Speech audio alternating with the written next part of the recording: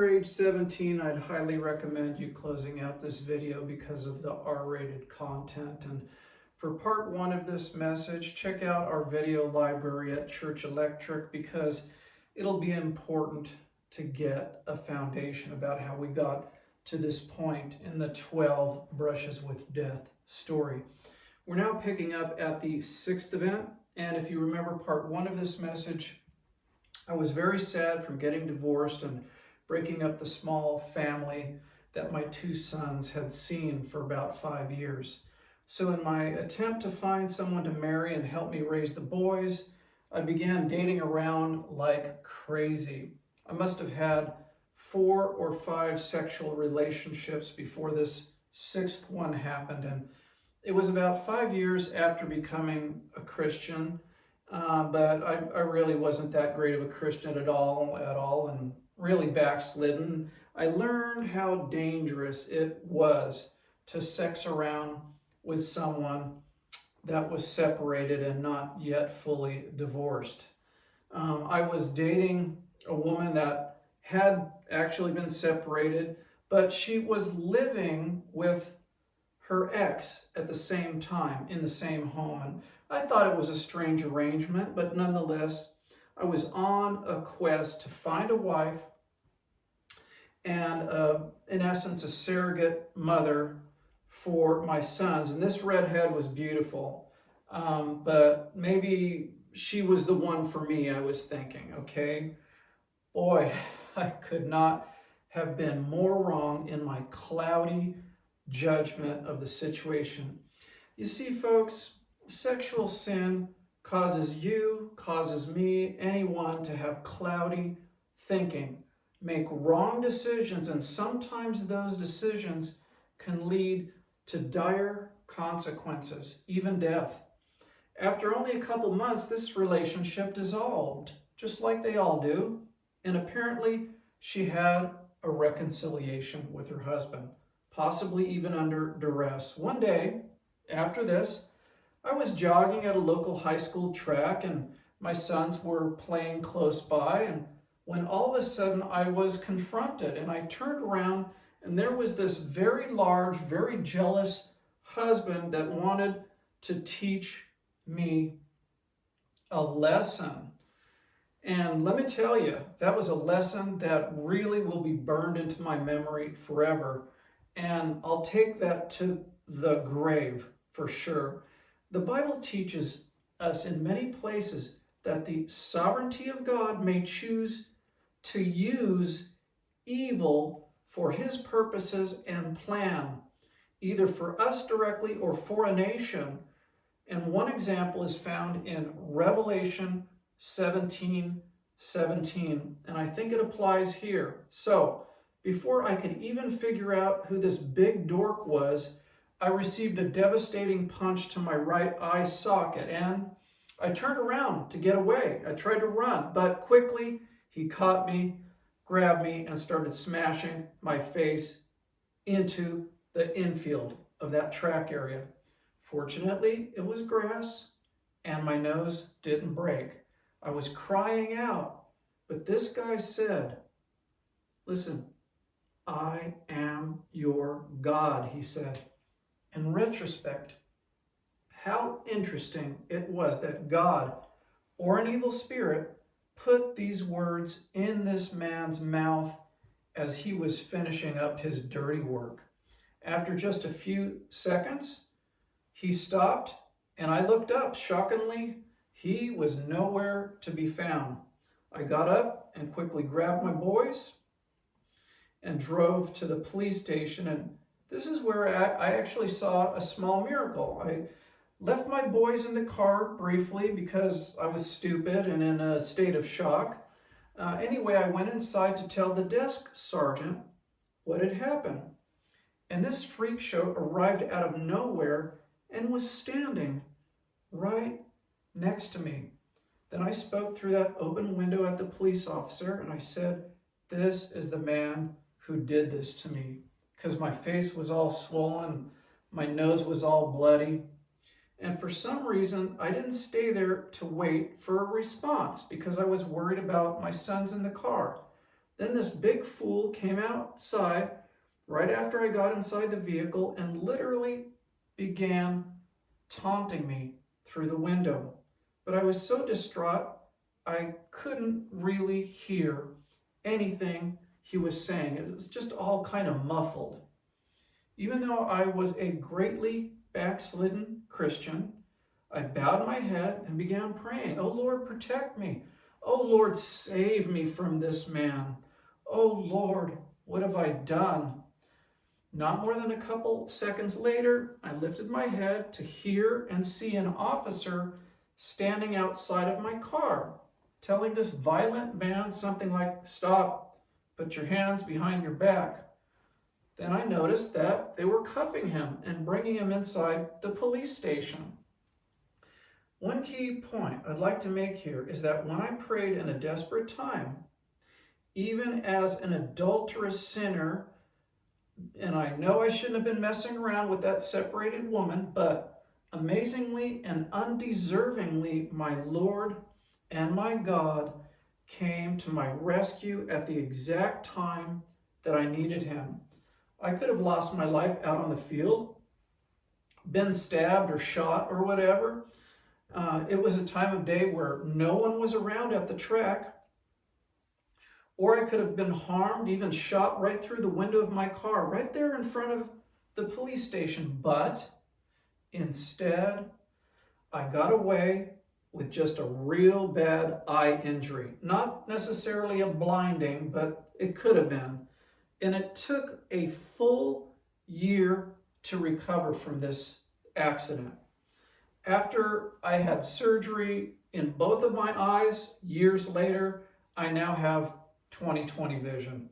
A year or so after this happened, I was somewhere around age 37 at the time when I encountered my 7th brush with death. This was another potential travel-related tragedy and actually a near airplane collision.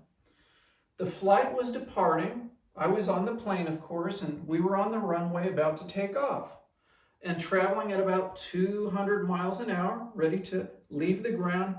Suddenly, the engines powered down and the takeoff was aborted. What happened was that there was actually another flight landing that was heading down and crossing our path. It was a very close call and almost a true mid-air collision.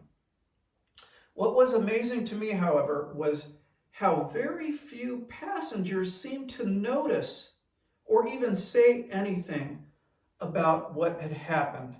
But I told the person that was sitting next to me exactly what was happened because of my familiarity with frequent travel.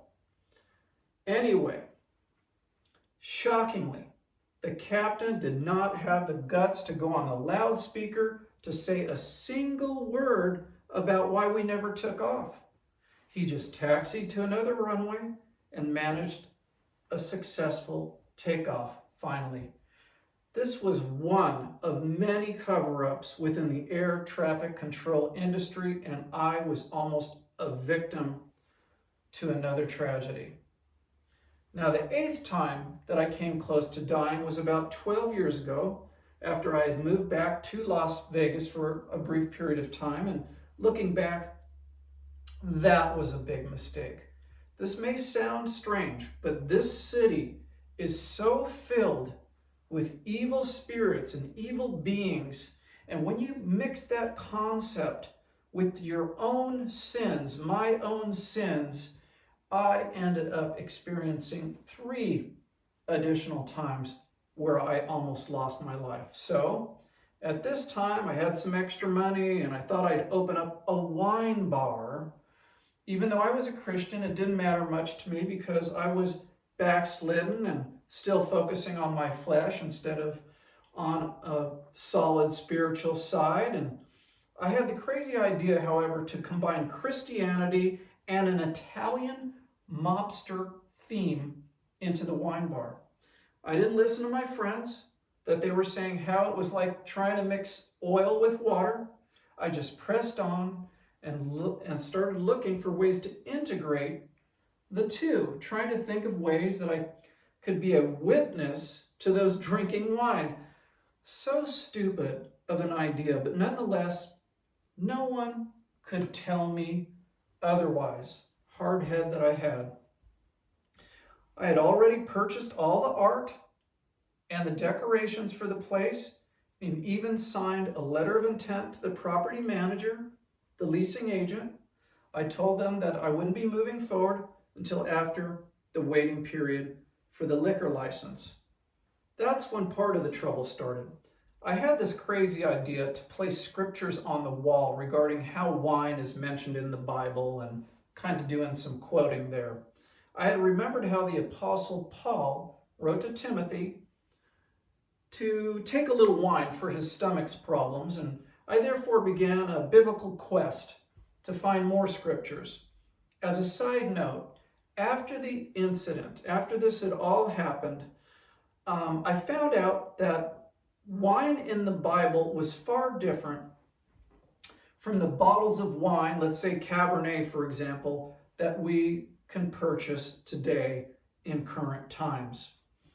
Additionally, the word for wine in scriptures also included non-alcoholic grape juice. And maybe that is what Paul was saying to Timothy, because wine is very acidic and grape juice far less. Anyway, over 2,000 years ago, when you drank wine, and you can look this up because it's pretty well documented, but when you were given wine, it was watered down up to 25, even 30 parts water to 1 part concentrated wine. Therefore, it would take a bunch of wine to actually get drunk, possibly up to 10 or more glasses.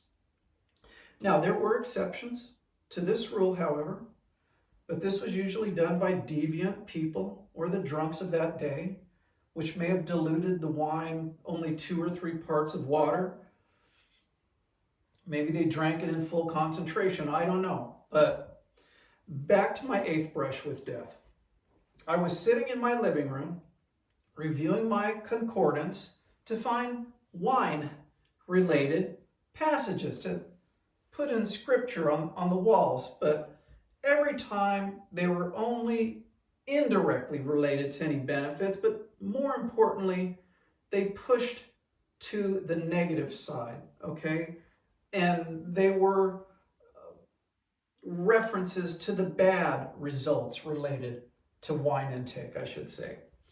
Then I thought to myself, well, maybe I can turn and twist the negative into a positive by altering the meaning slightly. That's when the real trouble started. It began with an overwhelming chill that I started to get, and my house was warm and I was in dry clothing. But I began to shiver.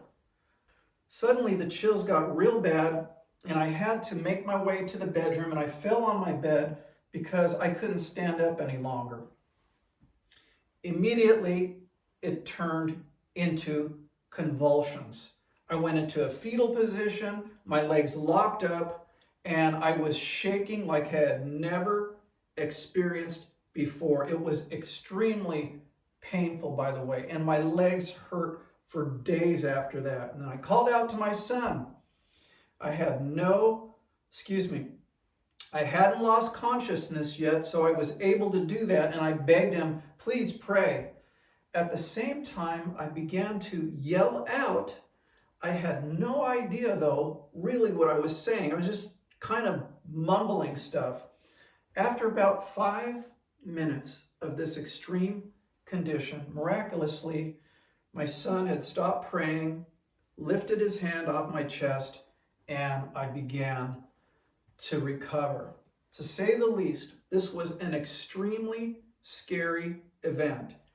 And if my body was weak or my son was not there, it's very possible that I could have swallowed my tongue or suffocated, lost my life, whatever. Within a week or so, I contacted the leasing agent, and my letter of intent for the wine bar was canceled.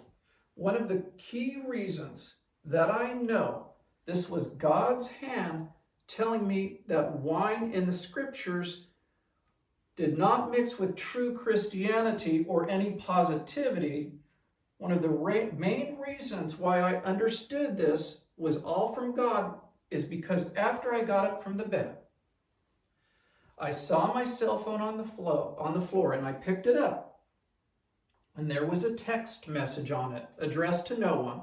It was just in the free-form text box with a single word in the outgoing field. It was the word Emmanuel, which in Hebrew means God is with us. Now, this ninth event also happened in Las Vegas. It was at the poolside of the Tropicana Hotel, which no longer exists. It's another example of how drugs and alcohol almost ended my life.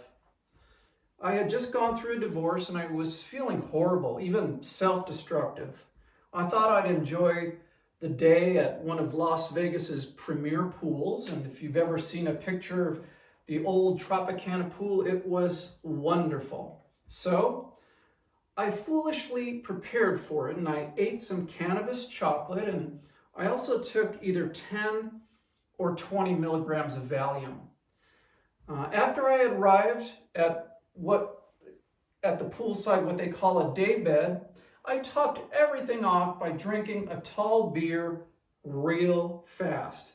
Then, to say the least, I was starting to forget about the mental suffering I was going through because of this sad and biblical-based, I might add, divorce.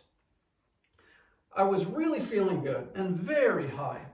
Some of you might be thinking, good for you, man. You were feeling high and dealing well with the stress and suffering from being abandoned and cheated on by your ex. I may have done the same thing, you might say.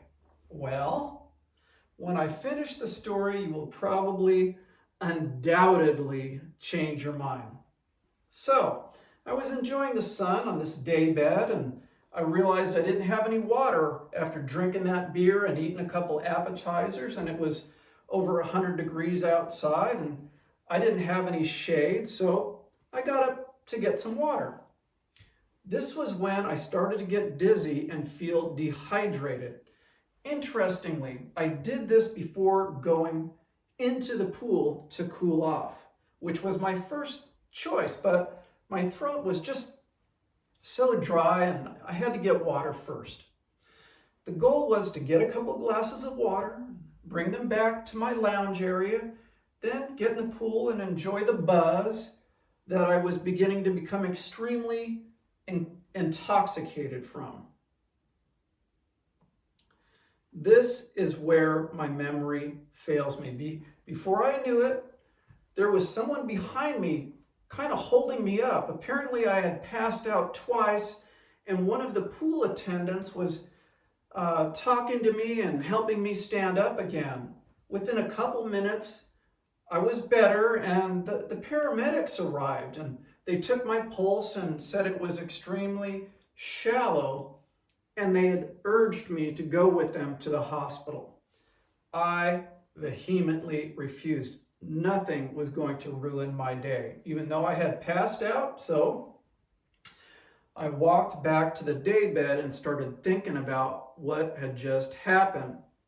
I remember all of this happened right after I decided to get the ice water instead of going into the pool. The point is that if I had gone into the pool first, it is questionable I'd be alive today. Passing out inside a crowded pool never ends well. As before, it is my firm belief that an angel had pushed me to go to the bar area instead of into the pool where I may have drowned. Now, this 10th event that almost took my life is an extremely mystical one. And I have to lay some groundwork first because no formal event took place, but it was prophetically viewed as eminent by someone that was known to be extremely accurate in predicting the future and seeing evil beings and evil events. Please allow me to explain this very strange yet very true story. It all started with a relationship that I had with a Buddhist feng shui master. She was beautiful, and she was half Japanese and half Chinese, and she was as sweet as can be. But her powers to predict future events and even see ghost spirits were not from the Holy Spirit, okay, from godly forces, let's say, but they were from dark forces, she later told me. She was trained from childhood by a Buddhist monk.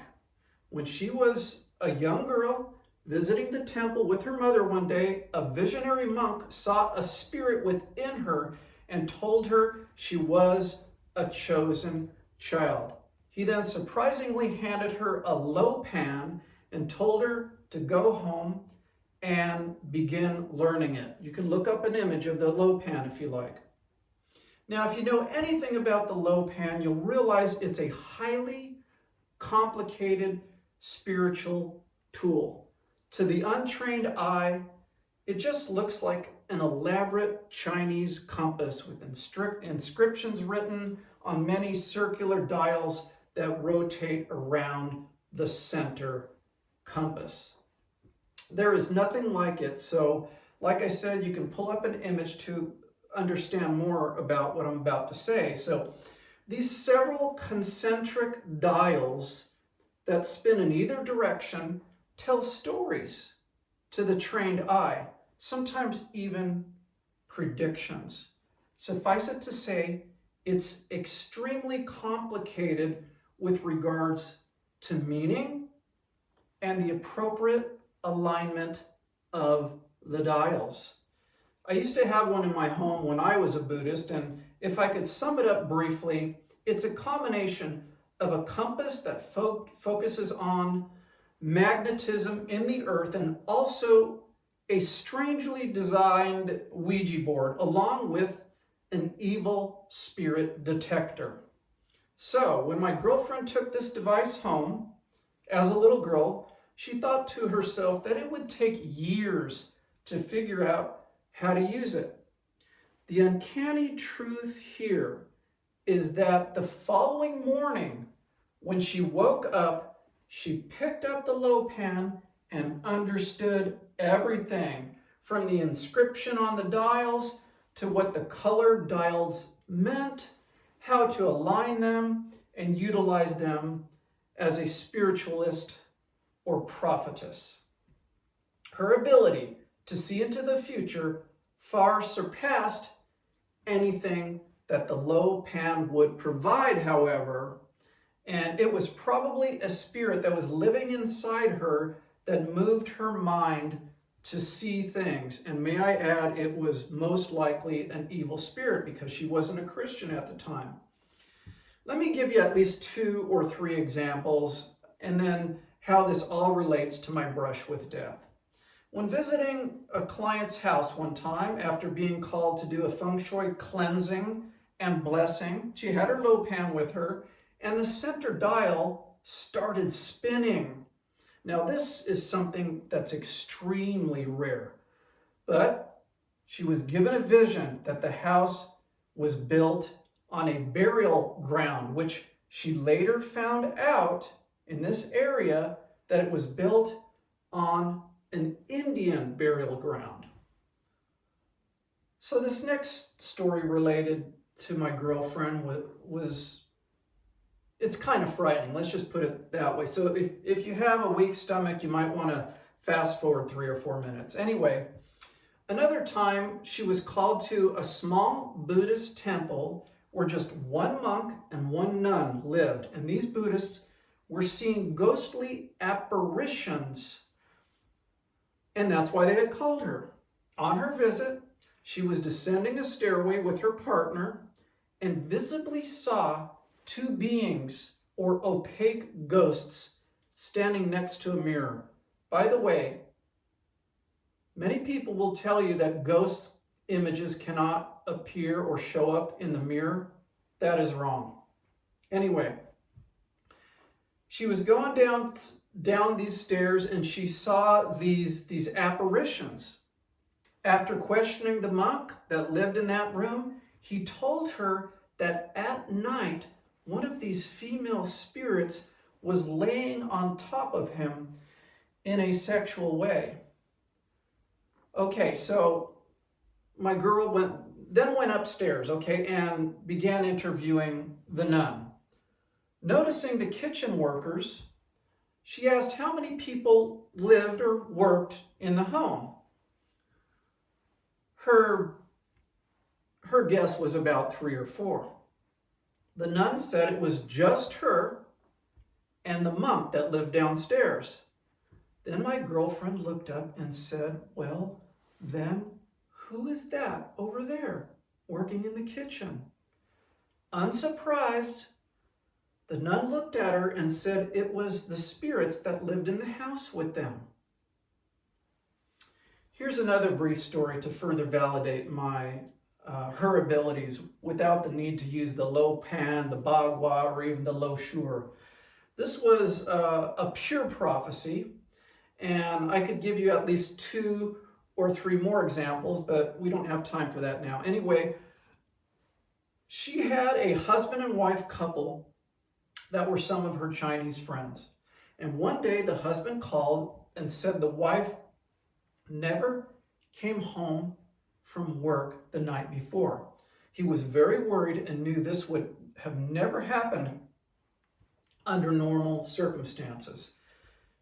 She asked to be driven, my lady friend asked to be driven to the route from her work to her home. And the first time that took place, nothing happened. So she asked to be driven the same route the following day.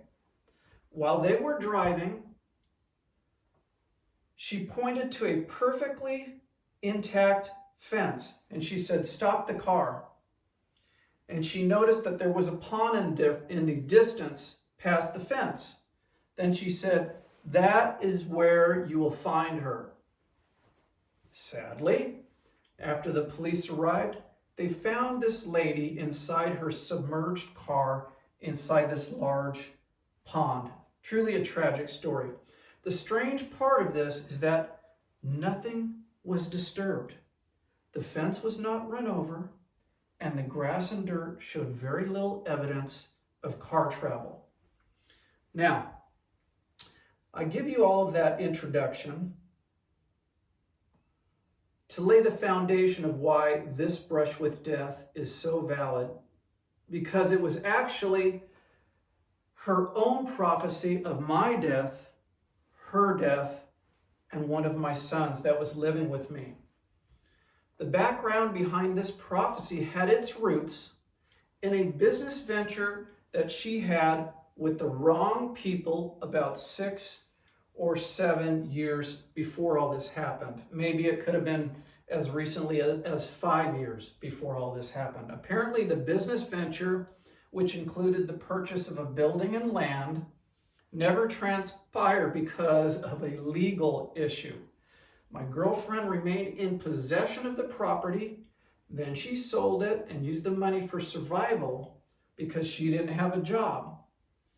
The man that lent her the money lived out of the country and could not be readily contacted, although it was possible through various connections. Anyway, one day, after living with me about 6 months, she told me that she had to go to Las Vegas for an emergency and that she would not be back for a while.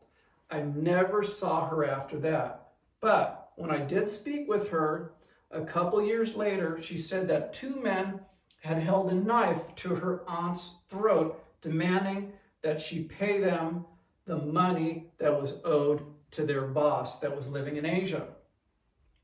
When she arrived at the house, the men said that they were on the verge of coming to our home which was in another state, and that there would have been big trouble if they needed to go that far.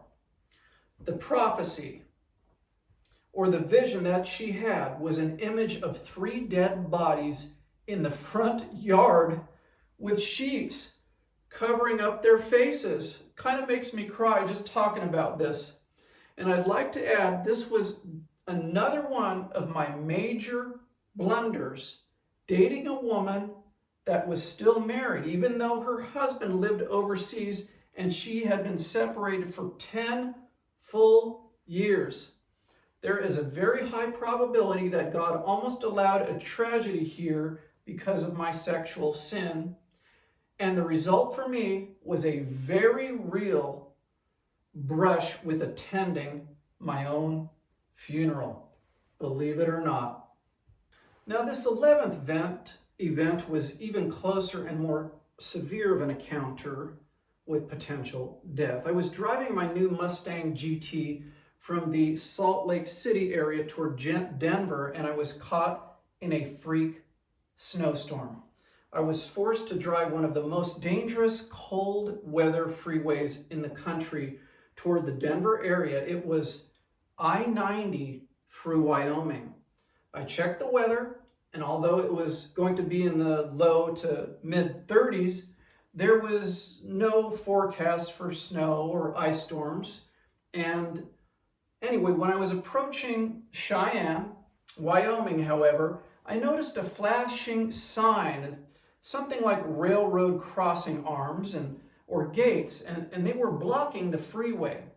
After that, I was routed off the freeway onto another highway, and the weather conditions started to drastically change.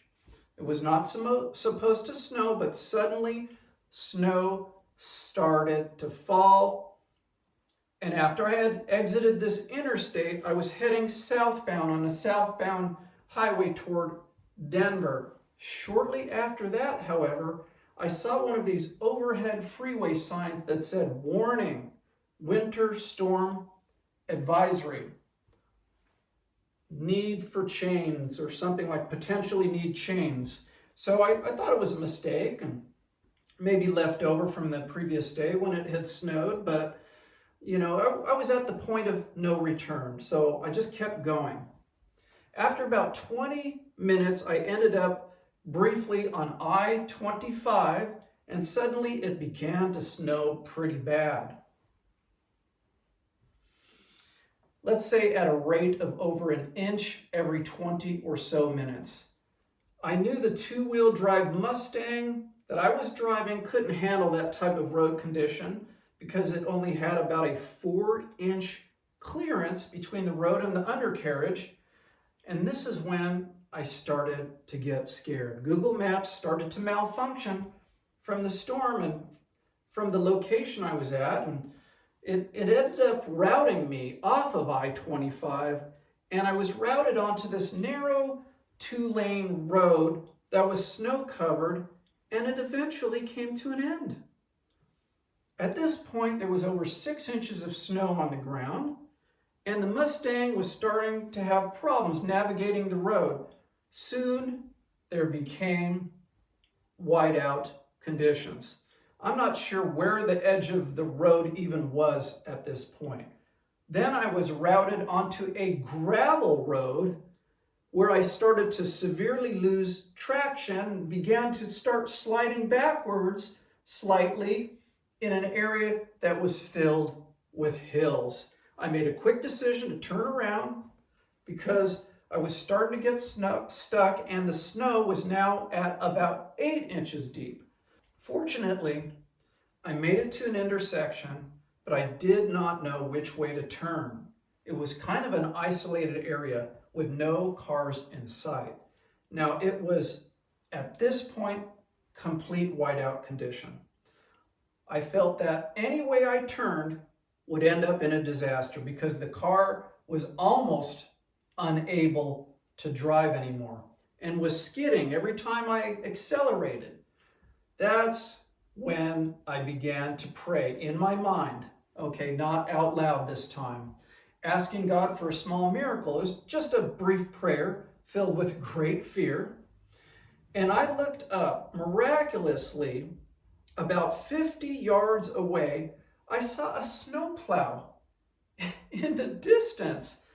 I got out of my car quickly and ran over to where he was at, and I begged him for help.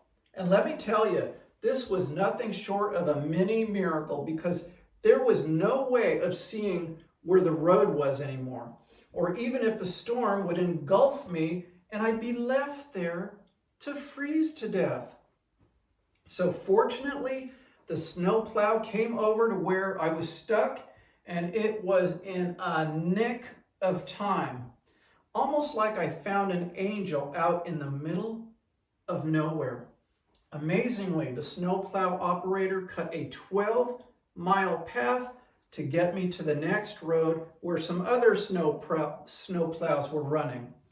I followed him at about 15 miles an hour, and I was crying and thanking God, and maybe even doing a little fearful cussing under my breath at the same time.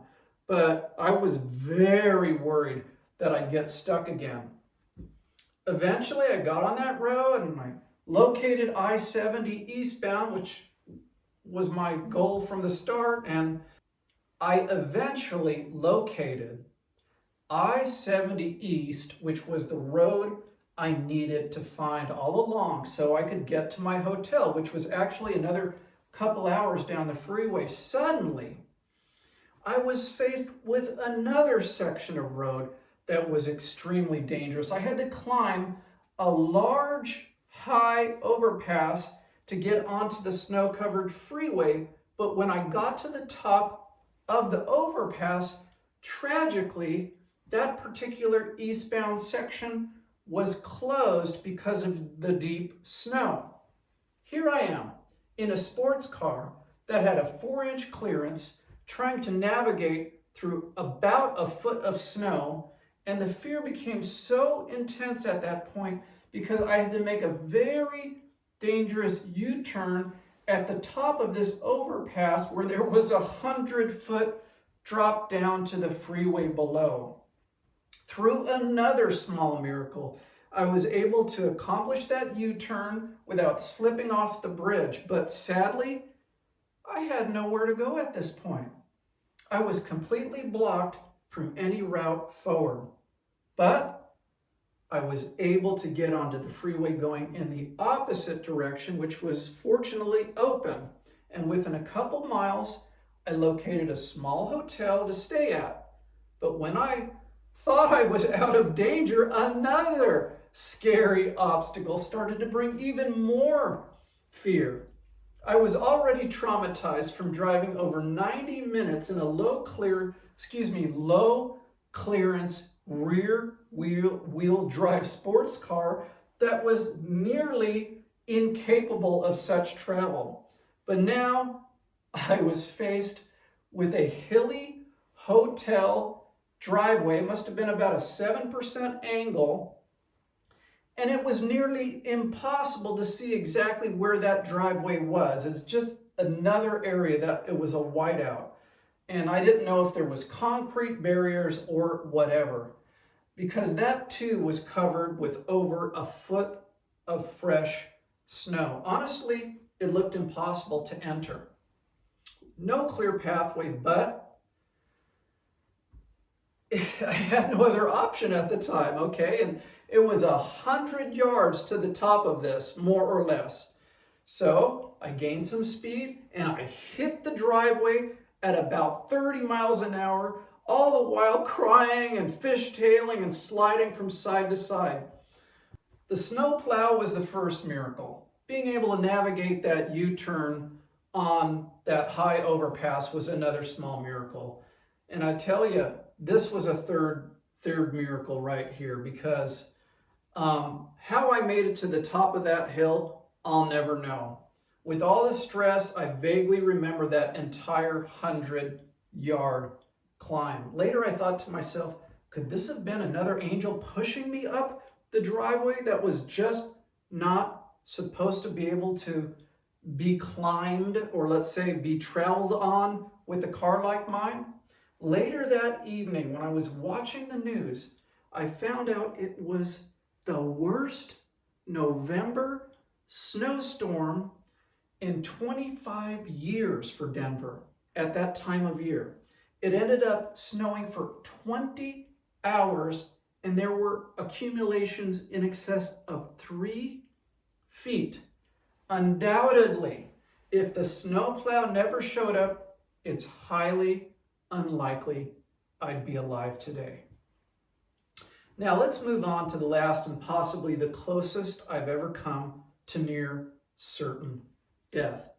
This is another treacherous drive through ice and snow during an early fall storm that was not supposed to happen. Very similar to the other one at that time of year. And many Bible teachers say that satanic spirits will always try to destroy someone that God is either using or about to use in a big way. Well, I have no doubt that evil spirits have been trying to destroy me since I was just about 6 or 7 years old. And this story is the grand culmination of these underworld spirits and their ongoing attempt to snuff out my lights.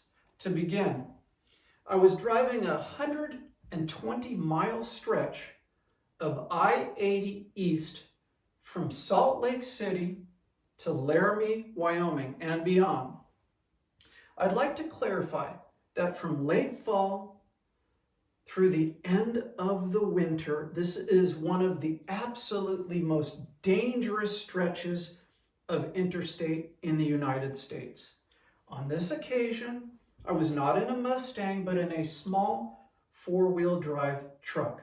Like always, I checked the weather the day before, and there was a forecast of a light dusting of snow, under 1 inch, but nothing serious.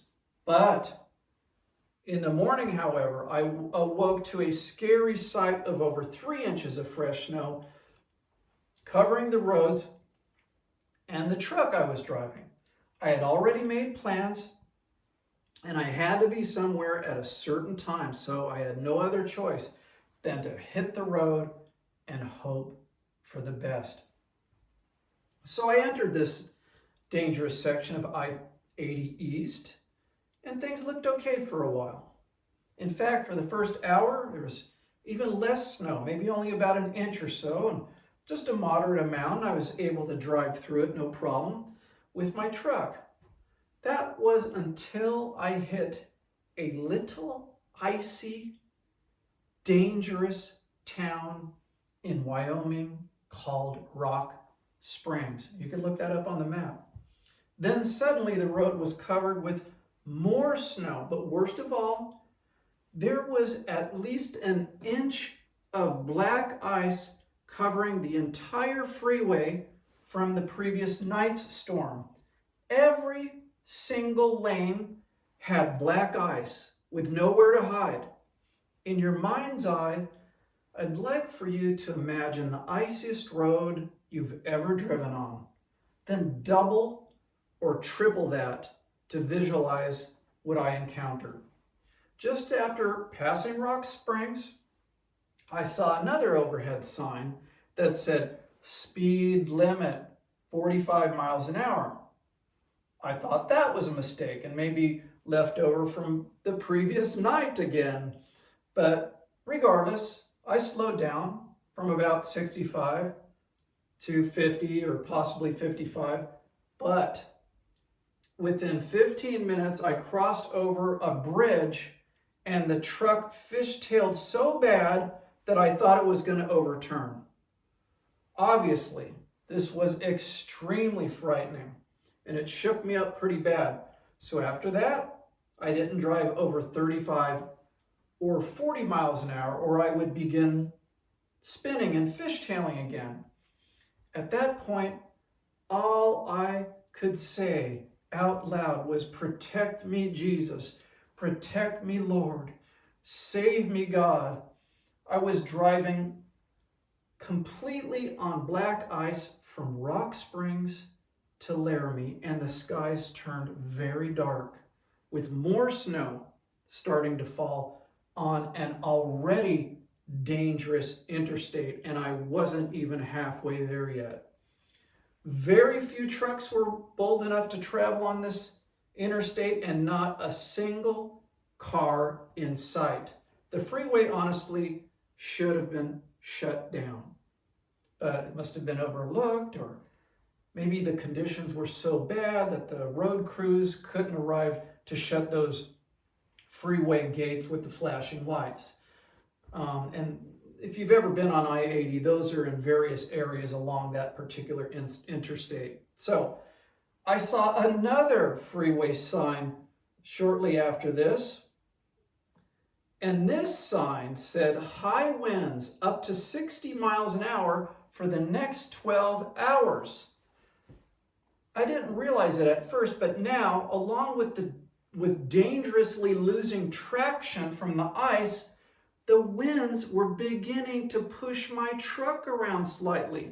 Sometimes the gusts were bringing me partially into the next lane without any time to correct my steering.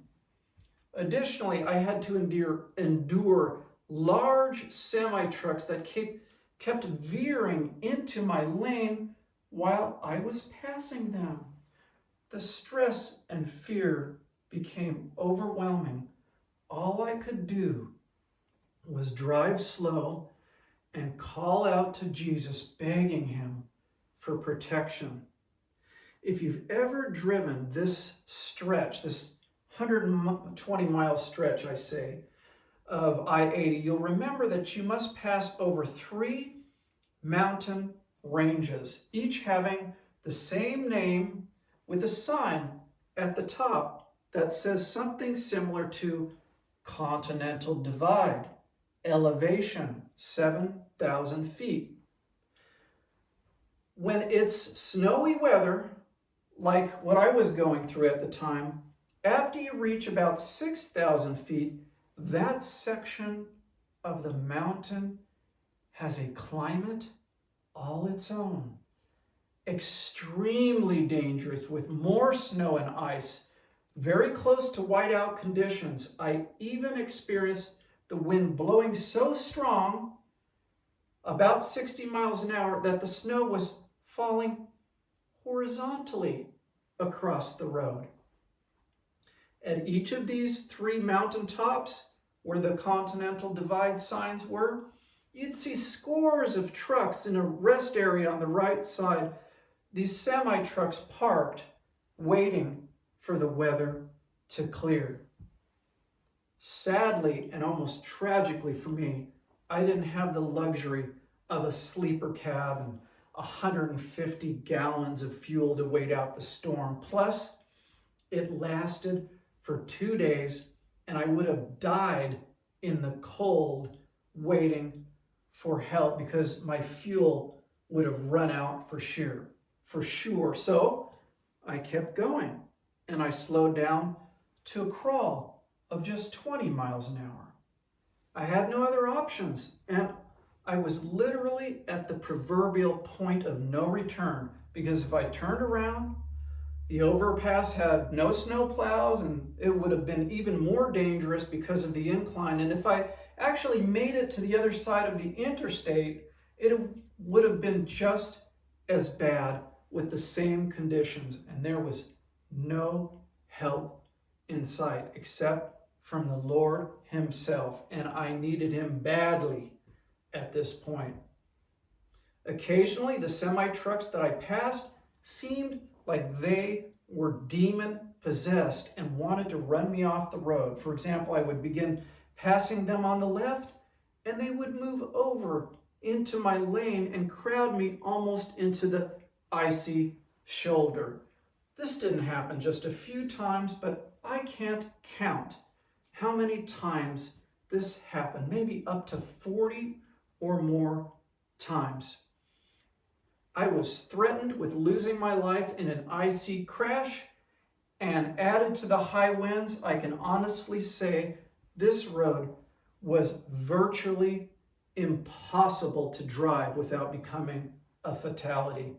I had never been so scared in all my life. It was a nightmare come true that lasted almost 4 hours.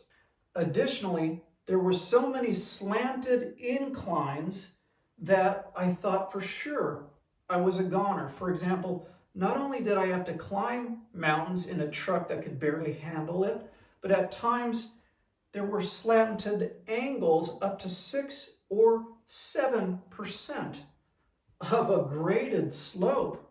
And I was forced to wind around these inclines with up to a are you listening? Up to a 2,000-foot drop-off ravine below. I found myself caught in another freak storm that was never supposed to happen. Again, all I could do was carry on, keep moving, and cry out with fear to God, saying prayers like, "Protect me, Lord. Forgive me for my sins, God. I'm sorry for anything I've done. I believe you, Jesus. I trust you, Lord. Save my life." I was praying. Honestly, I don't remember the exact prayers, but they were short and very similar to that. If you remember back in this video to my 6th brush with death, right before the police handcuffed that big goon that was taunting me, I'd like to point out that when you are in a dire or desperate, even dangerous situation, as a Christian, I'd like to add, okay, where there is little time, your prayers don't have to be long. Just short, with great passion and honesty and asking for forgiveness along the way. That's all it takes. Now, if you're not a Christian and thinking this will work, then think again, because you're on your own. Unless it's a desperate cry for salvation and forgiveness of sin and a promise for a dedicated life in service to the Lord, okay, it's not going to work. Many times folks think they can just pray for protection during a frightening time in their life, but at the same time they're living in deliberate sin because God has been the last thing on their mind until that crisis. Then all of a sudden they're under the delusion that angels will be dispatched to save them. Folks, let me tell you from experience, it doesn't work that way. Okay, back to the final part of these 12 brushes with death. After the 3rd continental divide and a genuine fear of falling off several cliffs because of the slippery black ice, I had about 40 miles to go, thank God, before arriving at a gas station in Laramie, Wyoming. I had so much adrenaline, fear, anxiety, and dread in my heart that final half hour of the trip is almost impossible to remember. It was like I was still inside a surreal, bad dream and a dreamscape. The dreamscape was still there. It looked like maybe there was going to be some reality, but I couldn't see it. And now looking back, because I couldn't barely remember that, to me, it almost feels, and this may sound a little exaggerated to you, but almost as if an angel picked me up and teleported me 30 miles to where the gas station pump was located. When I finally got out of my truck and the extremely cold wind hit my face, I understood it was all over. It wasn't a dream at all. Someone just said, "Come on, man, you were distraught with fear. God's angel didn't teleport you anywhere. It's all in your imagination."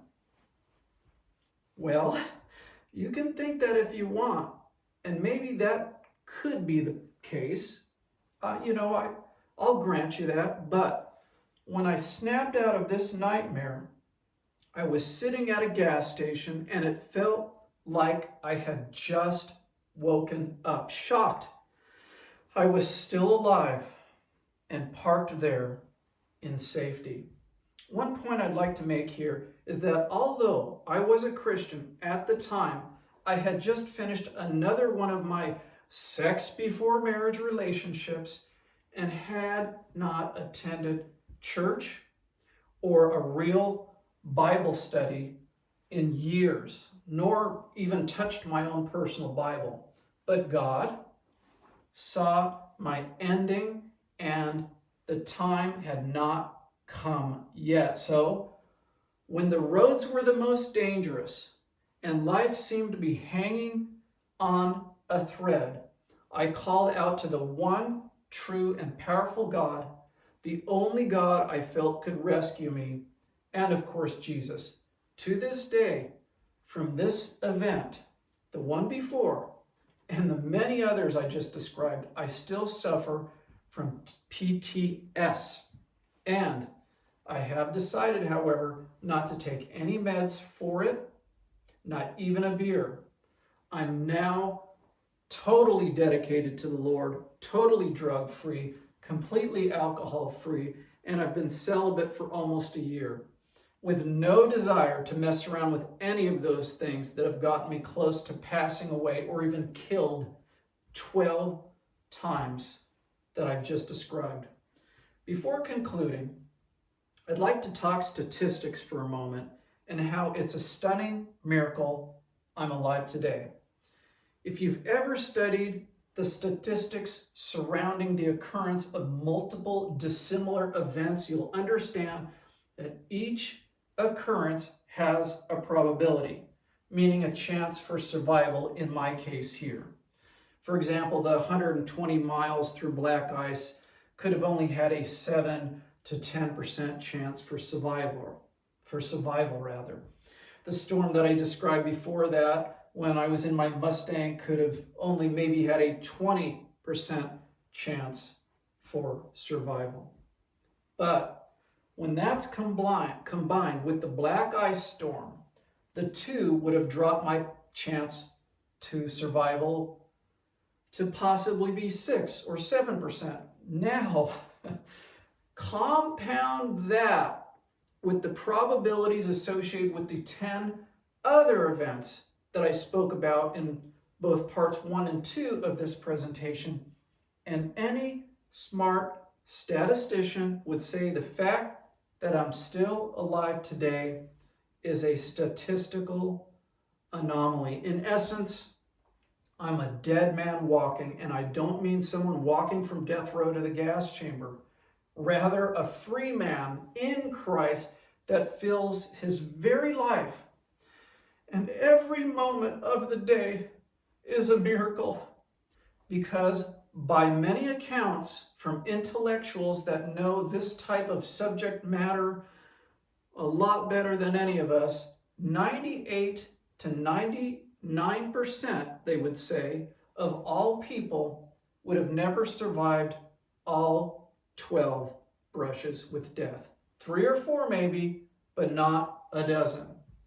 All of these 12 events, except the first one when I was just 6 years old, indeed relate to an interesting scripture found in the book of Matthew, and how for over half of my life I had been traveling on the wide path that leads to destruction. Please allow me to talk for a moment about Christ's Sermon on the Mount. In chapter 7 of Matthew, Jesus is speaking about the entry into heaven, or let's say the kingdom of God. And starting in verse 13, he says, "Enter heaven, or the kingdom of God, by the narrow gate." Okay? "For wide is the gate, and broad is the way that leads to destruction, and there are many who go in by it. But the gateway to eternal life is very narrow, and the road is difficult, and only a few ever find it." You see, folks, 6 or 7 out of these 12 times that I almost saw the grave were during times where I was not entering the kingdom of heaven by any form of narrow gate, but rather I was on the wide and broad path to destruction, both of the body and the soul. I was on the wide road that over 95%, it's estimated, of the population are on now. They will tell you something like this: you'll be fine. There's not any problem with your ways of smoking weed or smoking crack or whatever you want to do, really, drinking anything you want, any quantity of what you want to take it in. Drugs, go ahead, no problem. Having sex as much as you want, do it if it feels good, with whomever or whatever you want it with, they might say. That's exactly what this corrupt world system wants you to believe, my friend. They say it's okay to be selfish, greedy for more money and sex, a big liar filled with deceit and manipulation, or even a violent person with profanity and acts of abuse toward others. These are the ways, however, that the Bible teaches will lead you down that wide path to hell and the destruction of your soul. That is, unless you make a change and make it quick, like myself and millions of others that have made the decision to follow Jesus through tangible actions instead of just through empty words.